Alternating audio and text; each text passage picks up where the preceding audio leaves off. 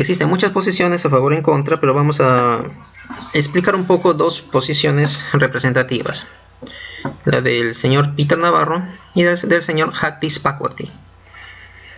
Ambos son considerados eminencias académicas, uno más que otro. El señor Bhagwati tiene mucho más referencias académicas que el señor Navarro, pero el señor Navarro en este momento representa una posición poderosa en cuanto al comercio internacional. Su cargo actual es líder del Consejo Nacional de Comercio de Estados Unidos durante la administración de Donald Trump, y una de sus afirmaciones es que es un convencido de que el comercio internacional ha empobrecido a Estados Unidos y asegura que el renacimiento estadounidense requiere una reducción del comercio, la elección de barreras estratégicas, lo que ya no se habla. Ahora con la globalización y la apertura de mercados, él lo vuelve a replantear.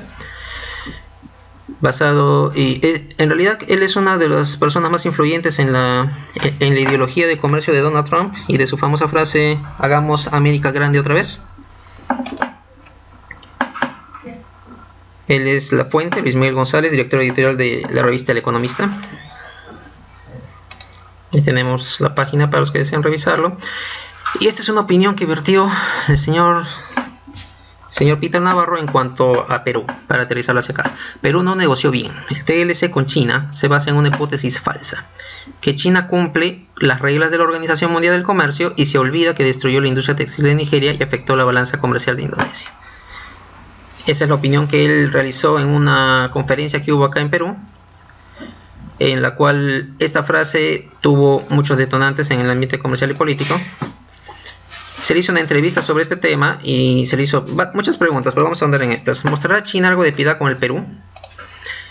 Su respuesta fue que dentro de China en sí misma el concepto de misericordia en economía no existe. ¿Se debe solo a un problema institucional o países más sólidos pero ricos en recursos naturales también son tratados de la misma manera? El señor Navarro contesta: sería un error pensar que un país más educado, democrático y evolucionado como Perú o Australia sea menos vulnerable al modelo chino imperialista de lo que es Uganda. Que conocemos no tiene un sistema muy sólido. ¿Cómo puede interpretarse el interés que tienen los chinos para negociar? No vienen para darte nada. Lo que quieren simplemente es nuevos mercados y nuevos recursos. No están en el negocio de construir tu economía. Están en el negocio de vender en tu economía y tomar tus recursos. Es la opinión que él tiene y cómo se enfoca el tema de negociación desde China. ¿Deberían tener los países latinoamericanos como el Perú una aproximación diferente de sus relaciones con China? A lo que él responde: el modelo chino es muy claro. China ofrece préstamos a bajo costo y masiva asistencia en infraestructura, lo cual parece bueno, pero el problema de los préstamos son las condiciones de las cuales ofrecen, y el problema de la infraestructura es la real intención que tienen al momento de ejecutarla. Las condiciones de los préstamos básicamente actúan como hipotecas de facto sobre el recurso natural base del país en cuestión, es decir, se quedan con la propiedad de esos recursos naturales, y la real intención de la infraestructura va ligado también a esta condición de los préstamos, que la infraestructura está construida y diseñada para servir a la extracción de recursos directamente direccionados hacia China, en vez del uso de los recursos del país para manufactura. Es decir, que parte del proceso se quede en el propio país residente, que es dueño de esos recursos.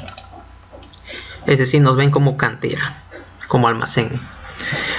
Un elemento de esta relación que puede ser muy dañino es la apertura de mercados a los chinos dentro del país anfitrión, y eso suele tener un efecto devastador sobre las empresas dentro de este.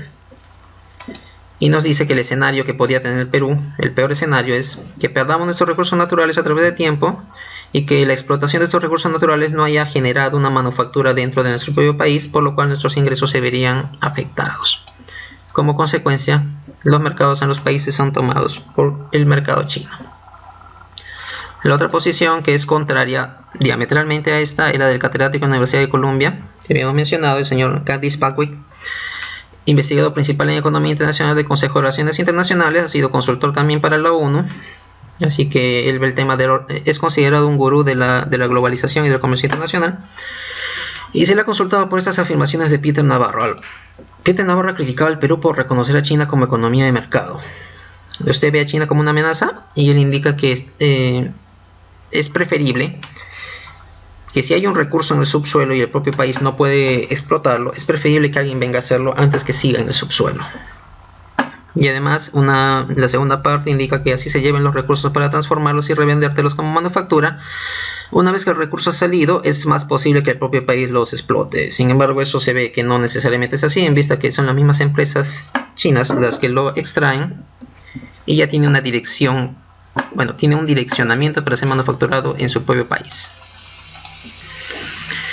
Usa la parábola satírica de Friedrich Bastiat en el siglo XIX sobre el proteccionismo, en lo cual se intenta ridiculizar el tema de las barreras a los países, que ha sido muy popular en esa época y ha sido difundido para el tema de la globalización, en la cual se dice que erigir barreras proteccionistas, como lo indicaba Peter Navarro, es equivalente a que unos fabricantes de velas pidan al gobierno que se prohíba las ventanas en las casas por la competencia desleal del sol.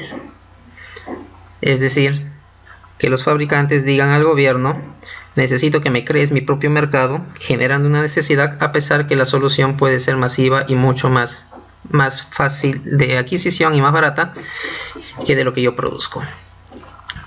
Bueno, y yendo a lo nuestro, tenemos datos acá del comercio bilateral Perú-China y podemos ver que en realidad nuestra balanza comercial no es significativamente negativa, está bastante bien ponderada. No es que importemos mucho más de lo que les exportamos al mercado chino, pero sin embargo, cuando entremos al detalle, como podemos ver acá, está bastante equiparada las importaciones con las exportaciones. Sin embargo, el detalle nos indica, acá tenemos las exportaciones por sectores económicos. Nuestro principal sector, en realidad el que se lleva casi todas nuestras exportaciones, es el sector minero. Exportamos minerales, básicamente eso lo conocemos, y es materia prima. Dentro de los minerales, ¿qué es lo principal? Nuestra estrella es el cobre, filamento de cobre, lo cual se usa para la fabricación de artefactos y productos mucho más manufacturados, ¿no?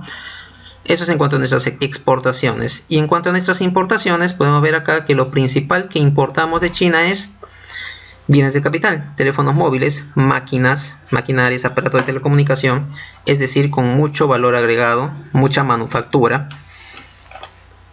Por lo cual podemos ver que sí se cumple lo que indicaban, que nos ven más como cantera para llevarse los recursos y producirlos allá y revendernos a nosotros con el valor agregado, dinamizando su propia economía dentro del mercado chino, ¿no? Bueno, esto lo conocemos. Se está aplicando actualmente el sello verde para lo que es garantizar que el producto que estás comprando tiene incluido la responsabilidad ambiental. Se ha pensado también en incluir esto, que ya se está aplicando, el sello del comercio justo. Pues la dificultad principal para competir contra los productos chinos es que se producen en un mercado que no es del todo justo. Las condiciones laborales, las restricciones sanitarias, el manejo de la economía no se puede comparar con lo que manejamos en Perú, que somos mucho más responsables en estos aspectos, por lo cual ellos pueden abaratar sus costos y no podemos competir realmente contra esto. Es decir, el comercio internacional y la apertura de los mercados es viable y es positivo siempre y cuando se pueda garantizar que es un comercio justo, pues es bueno para todos.